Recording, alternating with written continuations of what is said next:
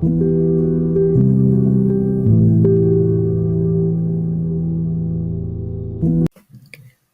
teman-teman, kalau kamu bisa balik ke masa lalu, kamu mau ke zaman apa?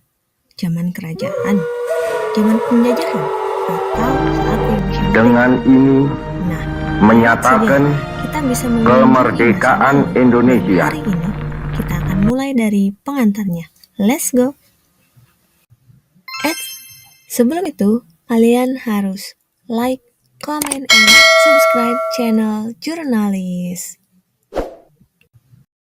Pernahkah kamu bertanya, kenapa sih kita harus belajar sejarah? Apa hanya untuk tahu kapan Indonesia merdeka? Atau siapa tokoh-tokohnya? Nah, ini belajar sejarah lebih dari itu. Sejarah bukan sekedar cerita masa lalu.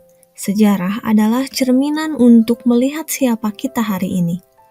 Dan dalam kurikulum Merdeka, sejarah diajarkan bukan untuk dihafalkan, tapi untuk dimaknai.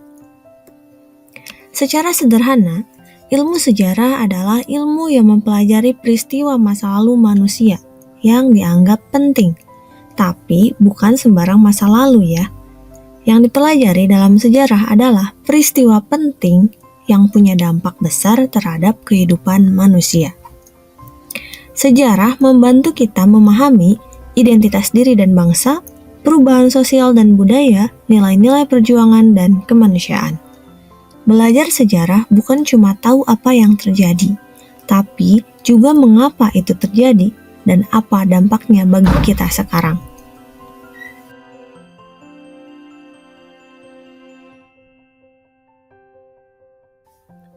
Secara etimologis, kata sejarah berasal dari bahasa Arab, yaitu syajarotun, yang berarti pohon. Kenapa pohon? Karena seperti pohon, sejarah pada setiap peristiwanya saling berkaitan dan mempengaruhi masa yang akan datang. Kalau menurut beberapa ahli, menurut Herodotus yang dikenal sebagai bapak sejarah dunia, mendefinisikannya sebagai kajian tentang perputaran jatuh bangunnya peradaban. Sedangkan menurut Ibnu Khaldun, memandang sejarah sebagai catatan tentang masyarakat peradaban dunia dan perubahan watak manusia dari masa ke masa.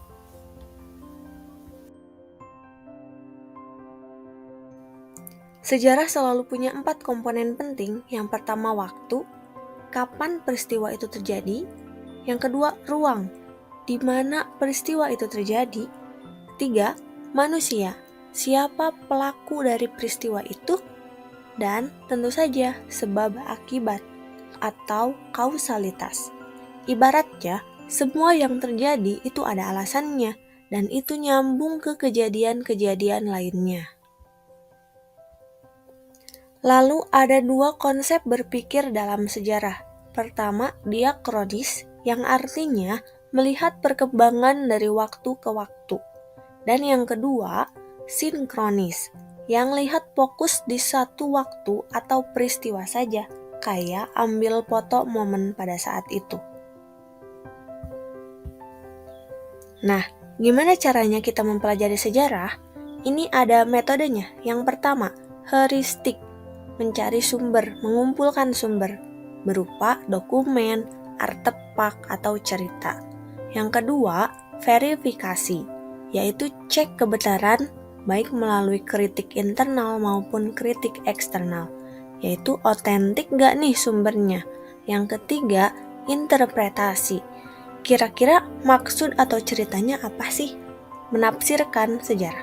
Yang keempat, historiografi, terus ditulis biar orang lain juga bisa belajar. Jadi, intinya sejarah itu guru yang gak bakal bosan ngajarin kita. Biar kita ingat siapa kita, dari mana kita, dan mau kemana kita. Karena kalau gak kenal masa lalu, masa depan bisa-bisa gak jelas arahnya. Oke, sampai jumpa di jurnal selanjutnya. See you!